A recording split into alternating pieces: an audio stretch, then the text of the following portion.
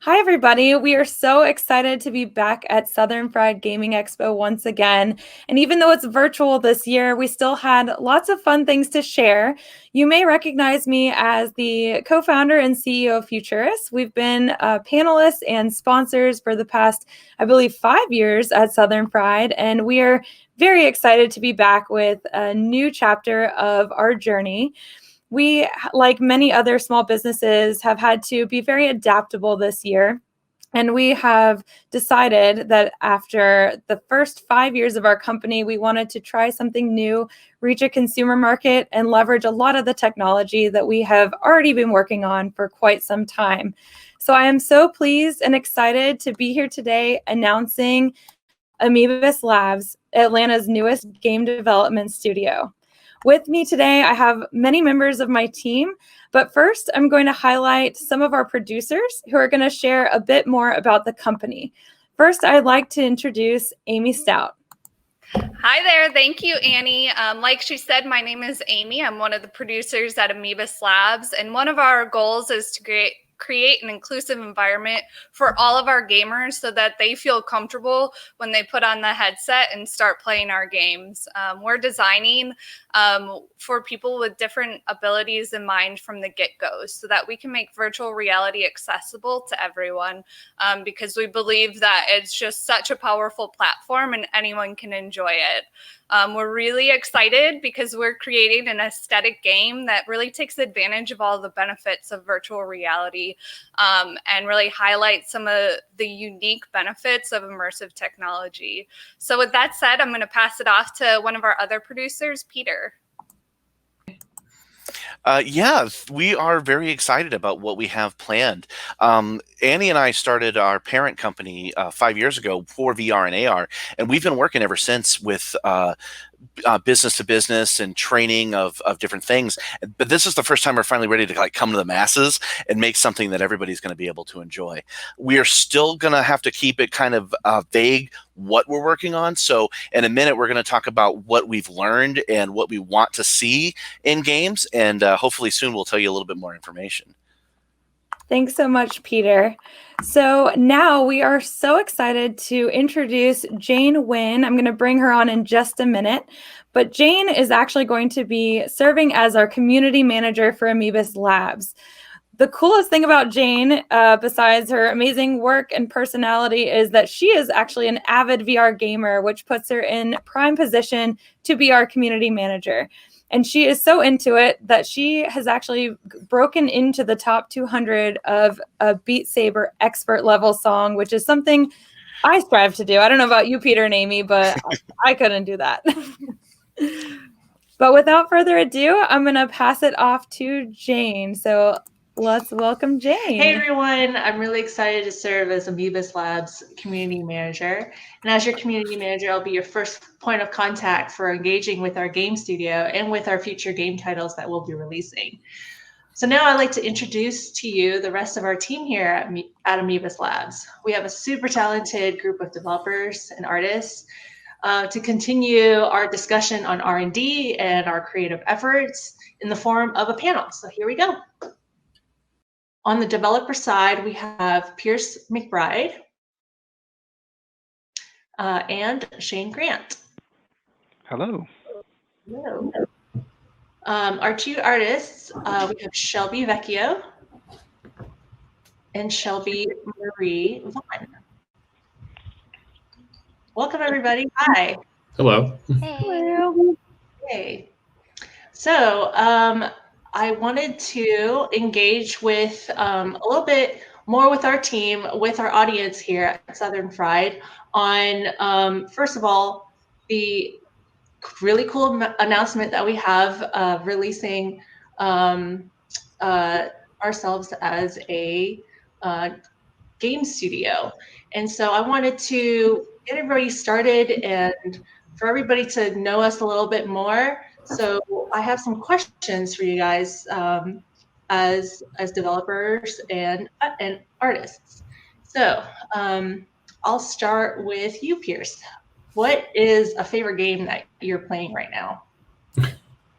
Oh, I feel like right now, like Half-Life Alex has been the thing that's like ate at a lot of my attention, especially like specifically in VR. It's the one that it's the one that I feel like best exemplifies like what you could do in VR, and is probably one of the most polished experiences in it. But if I like flip my hat and go to like developer mode, the ones that I actually find like most interesting, at least the ones that like or think about the most when I'm like actually doing development are like games that exist on both platforms, because I find it really interesting to see what works and what doesn't in different mediums. As you mentioned, like we're all kind of experimenting, doing research and development type problems, or we're doing research and development type like thinking right now. And being able to see a game like, for example, No Man's Sky that exists on both platforms, you can get a sense of like what works and what doesn't on these two different mediums, essentially. Cool. Yeah. So you talked about research and development. Do you want to get into that? Because I know you are kind of our UX expert here. What are some challenges around UX that you have found specific to VR? How about we get into that? I mean, like, especially, I mean, it's interesting. Like, both of those titles I just mentioned are like interesting case studies, because like UX in games, I always feel like is a little tricky, mostly because like there are patterns in the way that like people design games. Like you can see it in genres, like platformers, the A button usually jumps. In fact, a lot of games, the A button usually jumps. But because like VR is like kind of less defined, I feel like people are still kind of experimenting with what you can do and what you can't do, and what people expect, and what people even expect each button to do necessarily in each game. Like genres, even in VR, are kind of mushy right now. Like there's a lot of things that are definitely shooters, but like there's a lot of things that are just not quite like any other game out there right now. Like even thinking about how Alex handles their backpack is a good example. Like it's one of the cleverest things in that game, because it's contextual to the like environment that you're in and what you're holding. So like depending on when you're holding your grab behind your back, you'll either grab a clip for a pistol if you're holding a pistol, or a shotgun shell if you're holding a shotgun, or resin if you're in front of like one of the upgrade stations. And like they know which one is going to be most useful in any given circumstance. But that doesn't necessarily work for every game, and that doesn't necessarily work for every like circumstance. It's definitely the most usable game and maybe the most efficient game out there, but you wouldn't want to do that in like Arizona Sunshine or something like that, where part of like the experience is that you're fumbling around with all the stuff that you've collected as like the horde follows you around. Almost making it too efficient would be like it would get rid of like the panic of the horror of that experience. Like in general, modeling other games like the game you want to make, or modeling, I guess starting off with Alex, because it's probably probably one of the most polished experiences, would be a start. But every given experience is going to be a little bit different, and that's true in regular games too. But you know, VR it's its own thing. Yeah. Well, Shane, I'll move on to you. So what are some games that you're playing right now? One game I'm playing right now is Xenoblade Chronicles Definitive Edition on Nintendo Switch. One thing I love about that game is just it has a very grand story and a very grand sense of scale. And I remember seeing videos of it when it was on the original Wii, and it was it blew my mind then, and even still it blows my mind now, just to see the level of scope and size, all the optimization, all the techniques needed to kind of visualize this game, because it's one of those games where everything is visible and everything can be explored. So you can see a nearby mountain. As soon as you start the game, you can see a nearby mountain all the way over off to the distance, and you can easily go there. Just wander over there, gradually make your way up to the mountain, and look down on everything else. And as a developer, I look at that and I think to myself, that's extremely fascinating, because if I were to if I kill an enemy and then it drops a item on the ground, that item would stay in memory right there until I pick it up. And I find it fascinating just to think, how do they maintain that? Do they maintain the state of that item and just say, okay, there's an item box here. What's in it? We don't really care, but as long as it's maintained in terms of memory, is it a scenario where it kind of just puts it down as a decimal point in terms of the map and go from there? There's so many clever tricks of the trade that you look at that game and examine it through, and it's just utterly fascinating as a developer. As a player, I enjoy watching it and playing the game too, just because it has a great combat system. The gameplay is very smooth. The the the story is great. The music is amazing. It's one of those games that I would honestly consider darn near perfect when you really boil it down to its essentials. So we know that you like to play Twitch. The Switch a lot. Is there a VR game that you have played that is a favorite of yours, or that you just like to play a lot of? Hmm.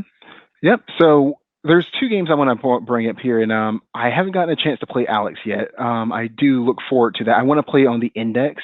I look really forward to that device, and I really want to try it out in that system. But one game I've been playing with me and my family is Super Hot.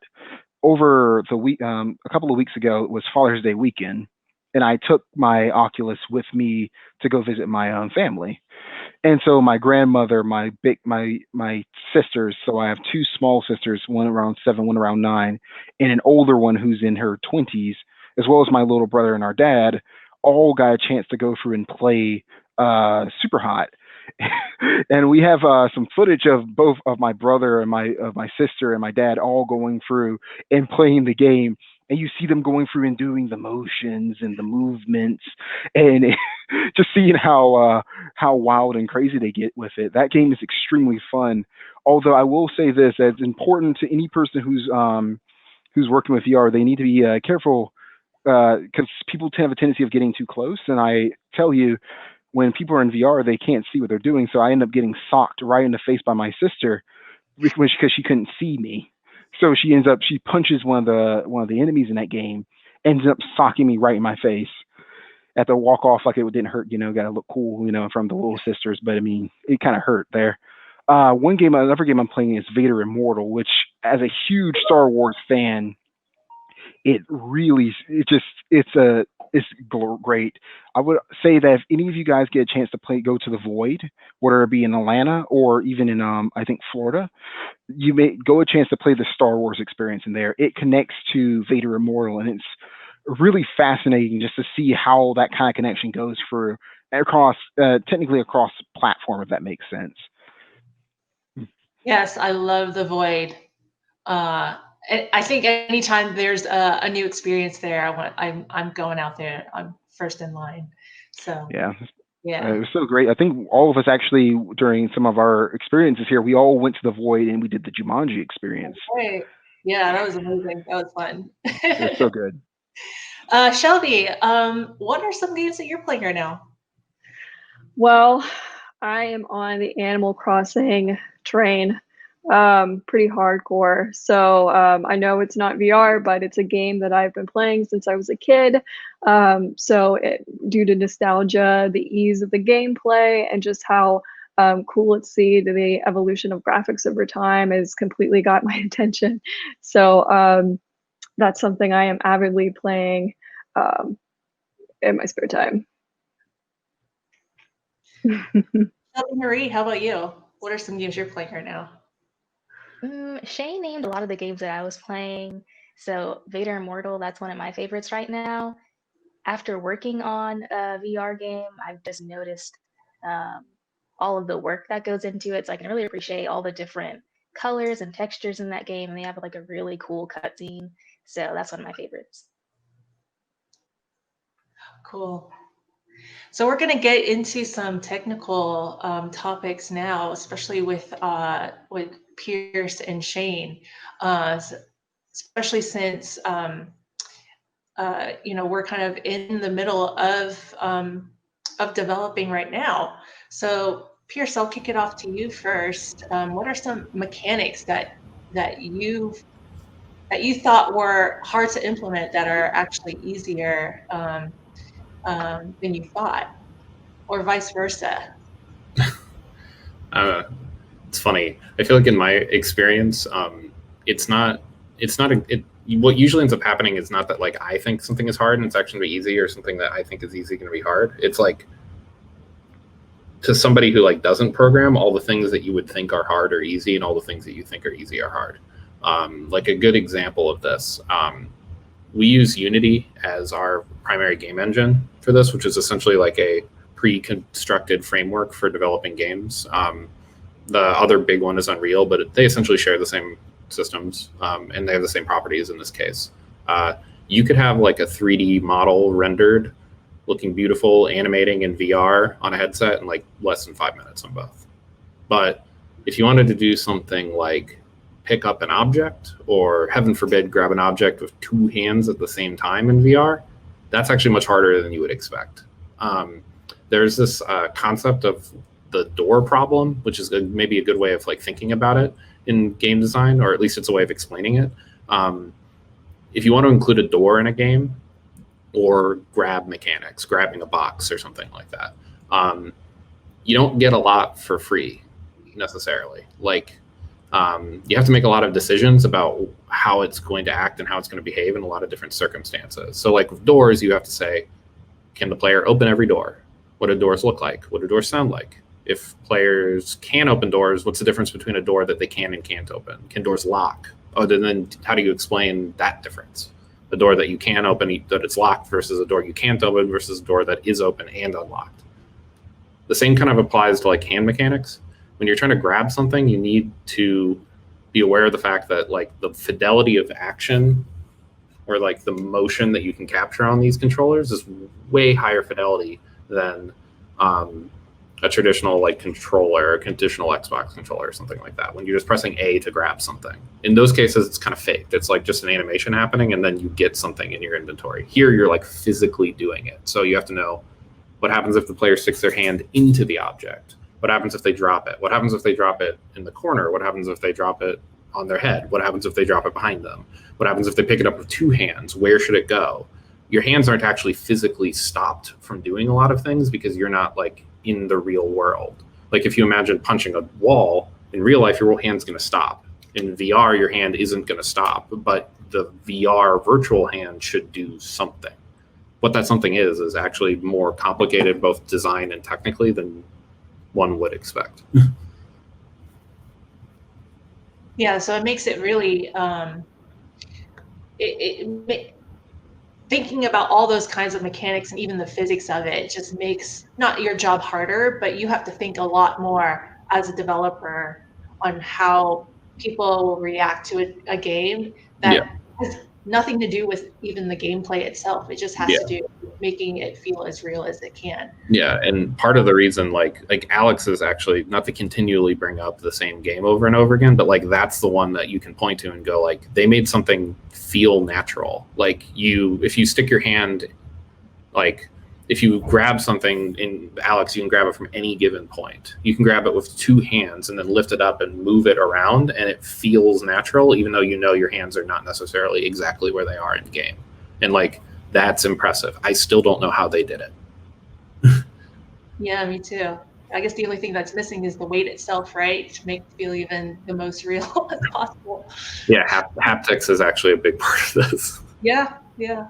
We'll get there too. So Shane, you have a little background in game development. How did you get started in VR? Oh, you're on mute. Sorry about that. When I started off in VR, I was going to school at Southern Polytechnic State University, now Kennesaw State's Marietta campus. And I was in my sophomore year. I was in the game lab. And one of my friends asked me if I would like to get involved with a research project. They were talking about this new fangled technology from this company called Oculus. I'm like, okay, sounds interesting. What's it about? And he came in with this black box. There's almost this case, brought it on the table and says, dude, this thing's gonna be the future right here. I'm like, oh, really? Is okay. And then I suppose we'll see it. Opens it up, and he shows me the Oculus Rift Dev Kit 1, 2014. It was kind of a black box here, and gives it to me. We hook it up. It took us forever to set it up, but once we hooked it up and we went through some of the sample projects that people had provided, I was floored, honestly. I've been in VR before, but it was kind of that VR that you see in amusement parks where it's a little bit where they put you in a bit of a headset, but you're kind of pretty stationary about it. If you can't really rotate, you can't really move or anything like that. But when I was in there, I was absolutely floored by just how it felt. It was the first time. It was so small. I didn't have to be in this big old chest high bit where I couldn't really move very much or anything like that. It was able to. It had a decent amount of degrees of freedom. I was able to move. I was able to interact and pick up objects. It really just introduced me to a whole new world, and I just could not fathom it. And ever since then, I've been working closely with VR. I worked in research projects kind of examining the do's and don'ts in VR development, such as what can you do, what were some things that you can do with players, with some things you can't. So, for example, one thing we did was we actually put a player on a conveyor belt and, kind of had them going through a bit of a shooting gallery. But we realized quickly that's not how you do that kind of thing. It makes people sick. And from there, I gone into work with other companies that did VR for medical purposes and other commercial purposes before moving on to Futurist and now Amebous. So in the past, you've worked a little bit with AR as well. So how does that differ from VR in terms of the applications for development? Well, it differs in terms of, I guess, purpose here. In the case of VR, you're taking someone and you're bringing them into a virtual world where they're interacting with objects, 3D elements in environment, and you have to carefully choreograph and control every aspect of that. As Pierce was saying earlier, some of the harder things about VR is just making sure that just how does people grab things? How do they move with things? How do they interact with things in VR? Versus in augmented reality, AR development, I wouldn't say easier, but it's different.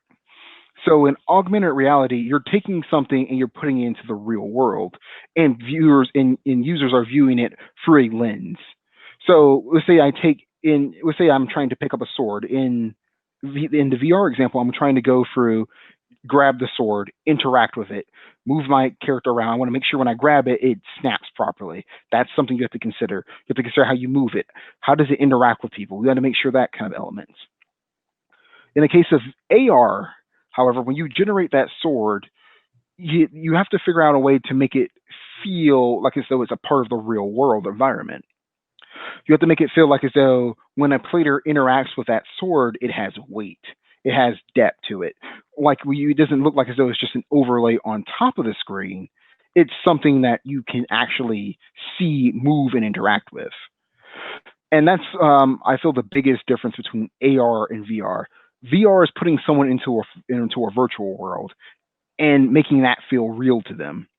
AR is taking something out of the virtual world and putting it into the real world and making that have weight and depth to it, if that makes sense. Yeah, definitely. I mean, we're all experts here, but we also know the gaming community too has kind of like a still an introductory like phase into the gaming on AR platforms and VR platforms. And so we're really excited to introduce ourselves as, first of all, a gaming studio, but also specifically in VR gaming too. So thank you, Shane, for being where you are, but also introducing that differentiation between the two. So Shelby, I'll move on to you. You have an art background, and not so much even in VR, but here you are working with us in VR. So how would you say you got your start with your art background to where you are now working with us at a VR gaming studio? Yeah, so my background originally, I began, of course, as a fine artist. Usually how most artists start is with a pencil and paper. So that's where I got my beginnings, I guess you could say, to breathe the creativity to keep trying new things. I luckily grew up in a very open-minded environment, so I was constantly given opportunities to experiment with new mediums physically. And as I got older, I was introduced to the digital platforms of art, and that also piqued my interest. So I studied at UNCA and I got a degree in new media. So I also was very fortunate to experiment with all kinds of mediums. So I've worked in print, web, performance media, 3D animation, 3D modeling, 2D animation. So I've kind of done a little bit of everything. And it's kind of like kept my attention. I've worked out of college in healthcare studios and government contractor agencies as well. So I have kind of worked all over the place. But I was introduced to Futurists a little while ago and introduced into the VR world. And because of my ever evolving creative, I guess you could say, need for different kinds of ways to express creativity, VR was just that much more exciting to get my hands on. So from there, I started learning to develop for VR, AR, and it has completely gotten my attention. And now I don't know if I could ever go back. So now moving into developing for a game studio platform, that even itself has made me think in different ways, where now I am designing more like an industrial designer, and figuring out how one interacts with the actual thing that we make. So that's extremely exciting.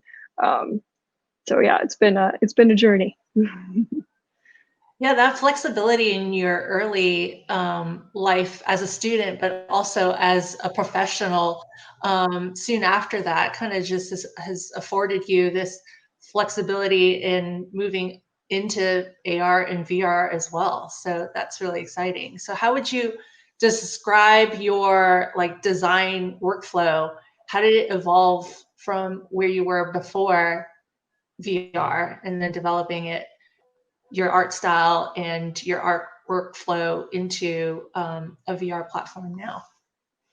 So now knowing the output for where the graphics are going, that changes everything. So constantly keeping that in mind, where these graphics are going to live, which is in virtual reality. So of course, that's just depending on the context of whatever is going on in VR. So sometimes it has to be real world scale, sometimes it has to be bigger, sometimes it can be completely made up, or maybe it needs to conform to physical or natural standards of like how things exist in the world. I still use some of my same practices of brainstorming and research when it comes to design, but now I have to look at it as like a physical object, maybe, or maybe it's a hypothetical magical thing. I don't know. So it's a lot more fluid, and it's a lot more to play with, which is really freaking awesome. Yeah. Cool. So Shelby Marie, you are an intern on our team, and you're still in school. So is there anything that you're learning in school right now that has helped you apply it to VR development and VR creativity in what you're doing for Amebous Labs? Yeah, I would say so. So I am a student at Georgia State still. One class that comes to mind that really prepared me for this experience was Jason Drakeford's cross-media design class. In there, we worked on a variety of platforms, so from print design to mobile and web, and a little bit of immersive media. So like they talked about earlier, augmented reality and virtual reality, and just different ways of using design. So I definitely got some good technical skills from that experience, reinforced those principles of design But I think the most valuable thing that I got from that class was learning to be fluid with my design, like as Shelby just said, making the most of the medium you're using. So VR is very immersive, and there's so much you can do, like when you're inside of this piece of art. So that is one class that really prepared me for this. So you're an artist that has also worked in many different mediums as well. But what is your process like specifically in creating 2D assets? Sure. So my process, we'll say like doing the textures for Amebous Labs, I have to balance, realism and our stylistic choices. So as Shelby mentioned earlier, sometimes you do want to conform to like some real physical objects, but also like have fun with them as well. So my process has been researching like objects, playing around with those textures, bouncing it around with the team, getting inspired, and revising those ideas. Thanks, Shelby Marie. Great answers from everybody. Thank you for your engagement. I wanted to introduce our team at Amebous Labs of our developers and our artists. So I want to thank them for sharing a little bit about themselves, their background, their creative process, and just a little bit of them so that you can kind of see where we're at here at Amebous Labs. So thank you again. I'm really excited for, after everything we've talked about, for what we are in the endeavor that we have going forth with Amebous Labs. So I hope everybody in our audience right now is also excited along with me. And so to move on, I'm going to introduce Jamie Lance. She's our marketing manager here at Amebous Labs, and she's going to share a little bit on where you can keep up to date with everything that we have going on out in the world. So take it away, Jamie. Thank you, Jane. Yes, my name is Jamie Lance, and I am the marketing coordinator at Amebous Labs. And make sure to follow us on social media at Amebous Labs and to register at amebouslabs.com so you can receive all of our updates and sneak peeks on what we're working on. We look forward to engaging with you guys, and yeah, we look forward to the future. Thank you.